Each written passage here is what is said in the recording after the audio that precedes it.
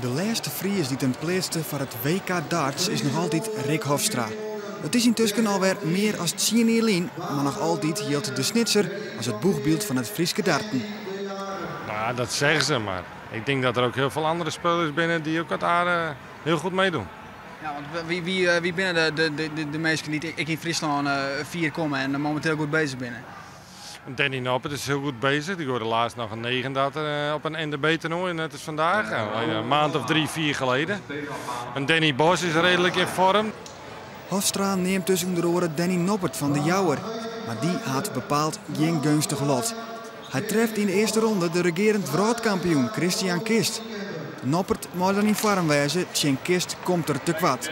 Het wordt 3-0 voor de wereldkampioen. En zo komt er al heel betiet een eind aan het toernooi voor Danny Noppert. Ik ga eigenlijk het punten met de pak om in de top 8 te komen om het Nederlands team te halen.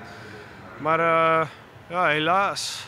Dus, ja, want dat is voor jou nou de eerste stap die het match was naar het Nederlands team? Het Nederlands team wil ik eigenlijk wel halen, ja, top 8. Ja, het kennen we binnen dat Peter nooit om dat te halen in ieder geval. Maar ja, ik doe mijn best in ieder geval om naar dat te trainen, om die top 8 te halen. Van Noppert zit er niet eens op om een wedstrijd te tellen. Want waar het verliest, moet een partij scoren schreeuwen. We gaan op jacht naar die oren Danny Bos, die het echt goed waande is.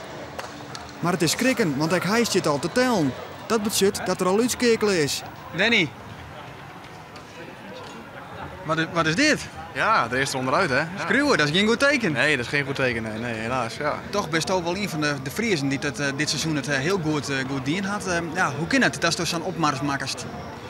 Ja, gewoon veel trainen. Hè. Gewoon veel trainen. Je moet een beetje geluk hebben, zeg maar. Op een gegeven moment dan win je een toernooi, krijg je het vertrouwen. En dan, ja, dan geloof je erin, zeg maar. En dan ga je naar een ander toernooi, toen denk je van, ja, kom maar, weet je. En dan voel je je goed. En dan, ja, dan gaat het goed. Nevens Hans Senders, bestuurslid van het Nederlandse dartboen, gaat het goed met de sport in Friesland. Maar het is wel zaak dat er nieuwe mensen bij komen, want de belangstelling voor het darten in de Britten neemt wat af. We hebben gewoon weer wat nieuwe, goede talenten nodig die zeg maar de aanzuigende werking hebben voor de rest. En dan hopen we dat we er gewoon weer uit gaan komen. Ja. Ja, want is het darten iets minder hot dan het een aantal jaren geleden was? Nou, ik denk dat het een aantal jaren geleden natuurlijk heel erg nieuw was. En mensen hebben het in principe allemaal wel weer gezien. En je moet gewoon heel veel moeite doen om die aandacht vast te blijven houden. Een van de talenten die er in Friesland rondrent is Mats Schies van Wierum. Hij stelt hem zelfs geen doel, maar had stiekem wel de nederige ambities. Ik wil er vooral zoveel mogelijk plezier in houden. Dat is voor mij het belangrijkste. Momenteel doe ik een vrij zware studie daarnaast. Dus het is gewoon wat minder met trainen nou. Maar ja, ooit een keer een grote toernooi, dat zou ik toch wel erg leuk vinden in de toekomst. Waarom naar de senioren? Bij de kwartfinales binnen er nog 3 Friesen oer, waaronder Rick Hofstra. Hij speelt tegen een orenfries, Pieter Miedema, maar mist een paar wedstrijdpulken. En dan kan Bolzeter Miedema uit de armaatje en een dochter. Hij schakelt Hofstra uit en plaatst hem voor de hele finale. Ek Frans van der Wijt van Balk zit in de hele finale. Hij is dicht bij de winst, maar hij redt het, krijgt net op. Het is dan aan Pieter Miedema om een wol voor de finale te plaatsen. En hij mist een pulk voor de winst. Zijn tegenstander Dennis de Kloeze kan ek uit.